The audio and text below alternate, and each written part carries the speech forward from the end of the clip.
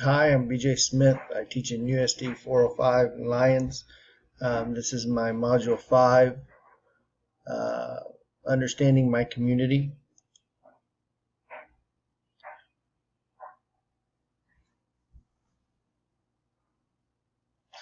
Lions is a small town. We have a population about 3,600 people. We have 78% economically disadvantaged, 43% Hispanic. Those numbers have grown greatly in the past few years. Our school is our main source of leadership and communication in the district. Our churches and our chamber are also very active in our district.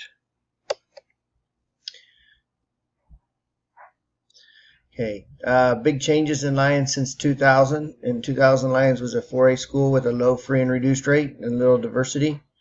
In the 19 years, Lyons has changed to a community that has high free and reduced rates and a community that has a large Hispanic community.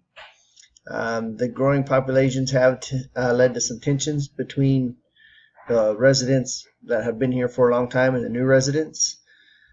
Lions School and the community, I guess both, have been reactive to the changes, and they have not done it in a timely manner.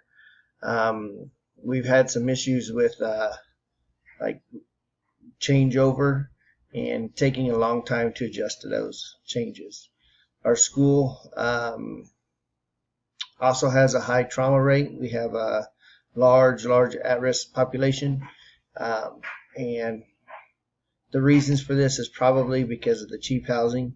But the parents, a lot of parents that we have in our school live in Lyons, but they commute to McPherson and other schools, district, or other towns for work, Great Bend, for work. Lyons is changing from a big city mindset to a small town mindset. I do like that about Lyons. Our educational level, 85% of the people in the population have a high school diploma. Only 17% have a bachelor's degree or higher. I think that speaks volumes to the type of workforce we have here in town. The median age is 35, and 2% gave birth last year. About 50-50 male and female. And then there's a stat that I came across that 22% of the people in our community have moved in the past year. I think that says a lot. Combine that with the median age of 35. I think that a lot of our kids that are graduating high school are moving away to college and they don't come back. If they graduate college, they still don't come back. And so a lot of people that we have in our community are new to Lyons. They move in from the surrounding communities. Our school is the main source of communications for Lyons. We make all calls and text messages. We have a school website. That part of our redesign process discussed being able to communicate better in the district. So our school website is changing. I think it's going to be really good for our district once it's up and running properly.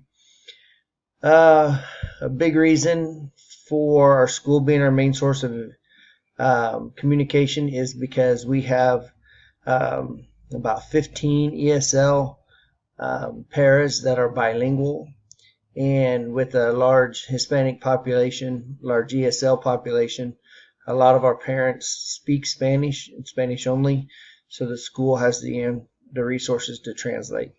And that's been big for our school and big for our community moving forward. Organizations in our community that are influential. We have more organizations in this, but these are our main influential ones: the school, the chamber, Rotary, and Kiwanis.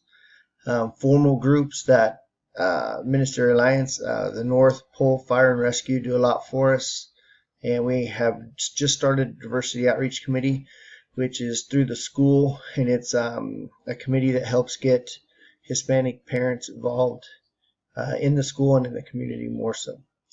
We have some informal groups, the coffee sippers. They go down to the local Dairy Queen, and they drink coffee and discuss stuff in the mornings. Hometown Boom Fest. They mostly do fireworks for our town, but they do a lot of school pride stuff too. And then we have the last group down there is a Hispanic group that does a lot of fundraising and stuff for our community.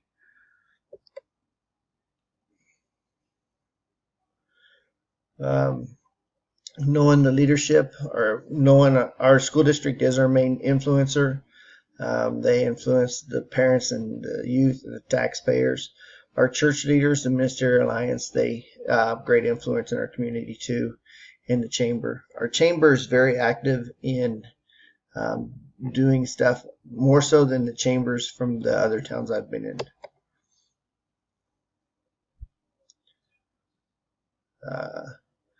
The characteristics of our community leaders, our school boards is our Board of Education, the building principals, and we have a position for a parent liaison, and she is a go-between between our school and the Hispanic parents because she's bilingual, and she's been great in being a community leader. Our city administrator has a lot of leadership roles in town, and then again, the other stuff I talked about.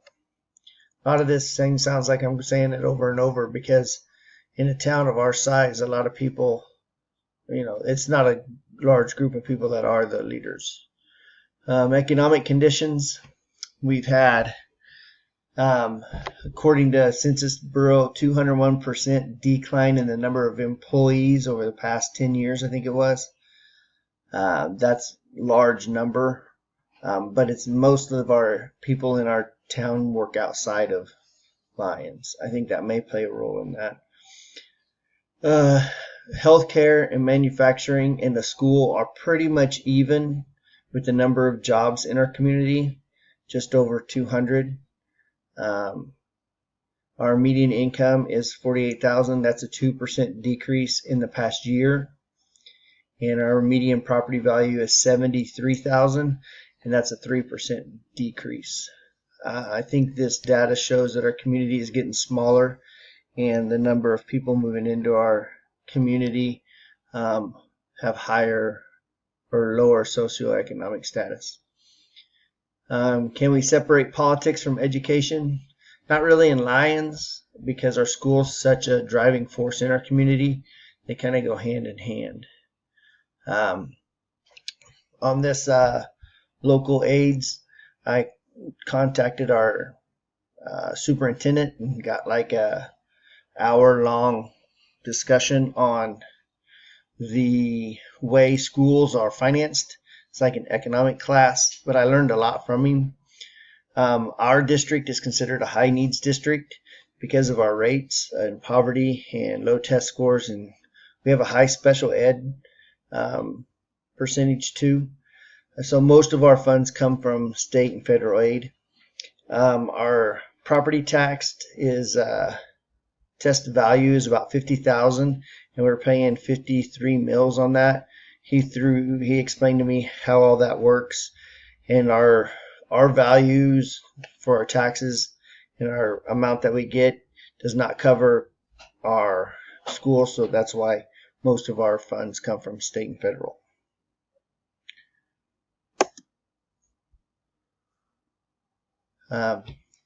Social tensions. Because we've had such a high group of Hispanics move into the community, there has been blame on the Hispanics for issues that come up in our community. When I moved here 10 years ago, that didn't seem to be the case. It's been something that's happened in the last year, 2, maybe 3.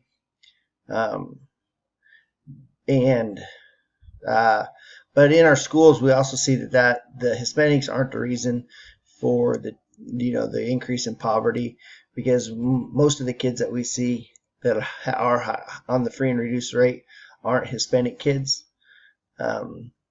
Lyons, the city of Lyons is just shrinking, and housing's cheap, so the people that come into town tend to be people that are have less money.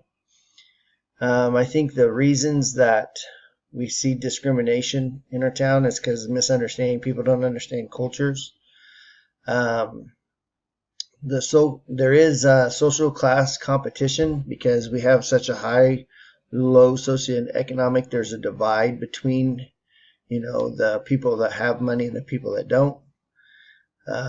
We don't see a lot of religious differences in town, or at least they don't tend to be a topic that gets talked about a lot. These are the websites I got my sources from. The power structure, and the same people that are in charge of the communication leaders in our community are the people that have the power in our community. There's not really a group that doesn't. One thing I would say about the power on that is that we have a large Hispanic community, but they don't have any say on the school board. There's no Hispanic people on the school board, so that's kind of like a unbalanced power there. Issues. Okay, bringing the Hispanic culture into the school has been really good for us. Our ESL department has worked on that. We have a lot of Spanish spoken in our school, and we're really becoming more involved. It's been a good thing for us. It's having those parents in our building. Again, here's the power structure. On this slide, I did point out down here that Lions has been reactive to school community relations. We weren't very proactive, and lately, because of redesign, we've had to react to some of those surveys and stuff from parents. And that's what we did. We found that through the redesign process. We did some public opinion surveys, and they talked about how communication is a struggle for our school. So we're working on changing that.